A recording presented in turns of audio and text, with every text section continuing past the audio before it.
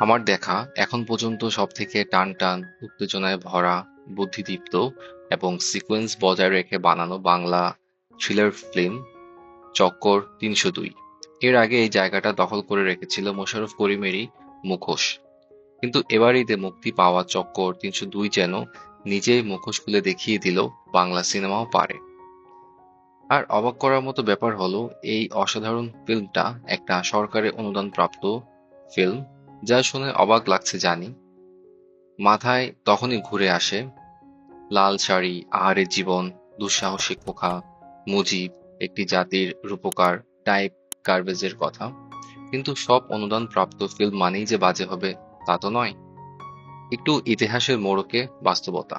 ১৯৩৫ সালে হিটলারের propaganda film triumph of the will, ১৯৫০-এর দশকে বিধান রায়ের সড়ক উন্নয়ন ফান্ড থেকে পথের পাঁচালীর ফান্ডিং, আর বাংলাদেশের সূর্য দীঘল বাড়ি, আগুনের পরশমণি থেকে পোকামাকড়ের ঘর বসতি, এইসব মাস্টারপিসও এসেছে সরকারি অনুদানেই। তবে আজকের আলোচনা চক্কর ৩০২ সেই স্বর্ণযুগকে আবারও একটু নাড়া দিয়েছে। চলচ্চিত্রের কাহিনী এক ঝলকে দেখে নিই।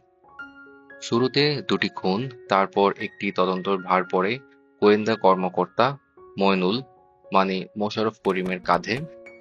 গল্প যত সামনে এগোয় একের পর এক টুইস্ট আর মোড়, একদম মালায়ালাম ঘরানার আদলেই বানানো হয়েছে। ক্যামেরার ফোকাস, টোনালিটি, ডায়লগ, ইমোশন সবকিছু যেন এক সুতোয় গাঁথা। এবার আমরা কথা বলি অভিনয় নিয়ে। মোশাররফ করিম তো বরাবরের মতোই গড লেভেল। এত ক্যাজুয়াল অথচ ইন্টেন্স অভিনয় মনোমুগ্ধকর। শাশ্বত দত্ত যেন মইনুলের ডান হাত। ডায়লগে ঝাঁজ, চোখে আগুন, এক কথায় অসাধারণ। সুমন আনোয়ারের কমিক টাইমিং, রৌনক হাসান, তারিন জাহান, ইন্তেকাব দিনার সবার অভিনয় ছিল ভালো। আর পরিচালনায় শরাফ আহমেদ জীবন, লোকটা সত্যি চমকে দিয়েছেন। ব্যাচেলর পয়েন্ট কিংবা ফিমেল সিরিজে কাজ করার পর এমন একটা ফিল্ম বানিয়ে প্রমাণ করে দিয়েছেন তিনি পারলে খুব দূর যেতে পারেন। যা ভালো লেগেছে, প্রতিটা twist predictable but enjoyable type, তবুও মন জয় করে নেয়। ভিলেনের ইন্ট্রোডাকশন একদম সিম্বলিক, স্মার্টলি লেখা, স্টাইলিশ শুট করা। গানগুলো প্লটের সঙ্গে হুবহু ম্যাচ করে।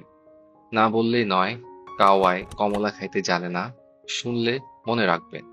ক্লাইম্যাক্স সিনে যে সংলাপটা বলা হয়, অন্ধকার ঘরে কালো বিড়াল বুঝলে হবে, এটা শুনে মনে হচ্ছে পার্ট 2 আসবেই। যা ভালো লাগেনি, সাইড ক্যারেক্টারের কিছু নাম, গন্ডার বাবু, পিচ্চি লিটন, ডেইরি আসলাম, কোর্টরুম সিনে ডিবেট না দেখিয়ে সরাসরি রায়, বড্ড হালকা লাগলো। দ্বিতীয় অ্যাক্টে কুয়াশার মতো দৃশ্য ঘোলা হয়ে যাওয়া, লাইটিং নিয়ে আরো খেয়াল করা যেত। বাংলা থ্রিলার ফিল্মের জন্য চক্কর ৩০২ একটা টার্নিং পয়েন্ট।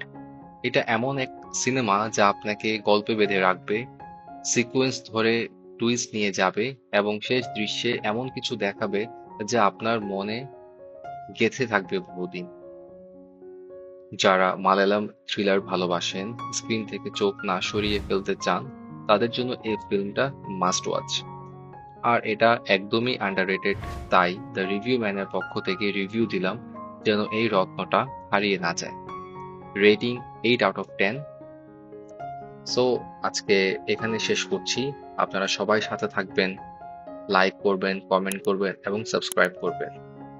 আজকে যাচ্ছি, আবার ফিরে আসবো। আল্লাহ হাফেজ।